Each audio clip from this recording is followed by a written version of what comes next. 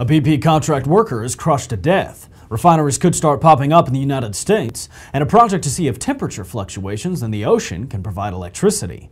All this and more on today's Energy Scout News.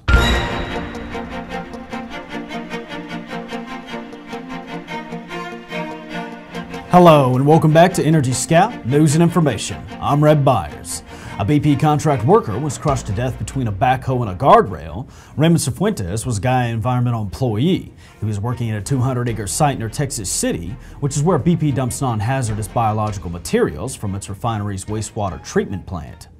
The global financial crisis is threatening new Alberta oil sands projects. Tighter credit lines and lower oil prices have companies looking for cheaper alternatives.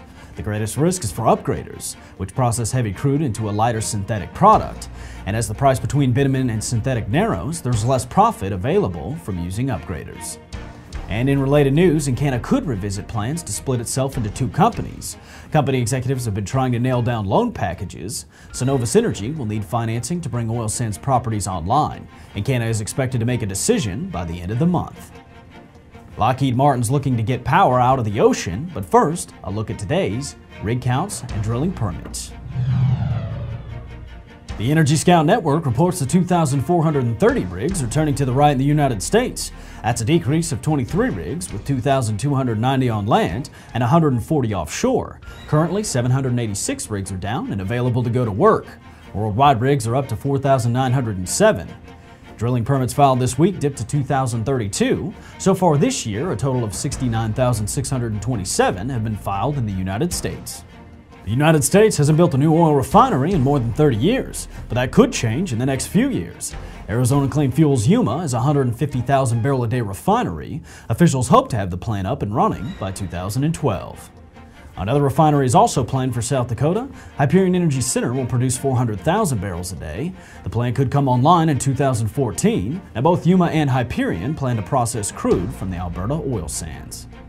Further south, Hunton Energy has proposed what is called the world's first green refinery. It would be built near Houston, Texas. Hunton says the refinery would be able to turn 340,000 barrels per day of Canadian bitumen crude oil into clean-burning jet and diesel fuel. The plant would include a gasification facility to capture carbon emissions before they reach the atmosphere. Now for a look at today's mergers and acquisitions. Linn Energy has agreed to sell Oklahoma acreage to an unnamed company for $229 million. Halliburton has closed on its acquisition of Pinnacle Technologies. And finally, Adelaide Energy plans to buy Victoria Petroleum for $2.2 million. Brazilian Energy Minister Edison Labau said contracts with the international oil and gas companies that have made discoveries in Brazil are safe. Brazil has considered changes to regulations that leave high potential blocks in state hands, but even if such a change were made, it would only apply to future contracts. The minister stated that Brazil will respect all the contracts. The sanctity of the contracts will never be broken. The 300-mile Mincan project should come online later this fall. The pipeline will transport crude oil from Canadian oil sands to refineries in the Minneapolis area. A 24-inch diameter pipe will carry 165,000 barrels a day. Lockheed Martin plans to demonstrate that ocean thermal energy conversion is possible. There's enough of a temperature difference between the surface and depths to run a heat engine. Now, the engine works when water of two different temperatures are pumped through a heat exchanger. The water is vaporized and condensed, which produces steam in the process. For more information on these stories and more, check out the news section on our site. And remember, if you have any news to share from around the energy industry, you can email us at news@energyscout.com. As always, we look forward to seeing you tomorrow.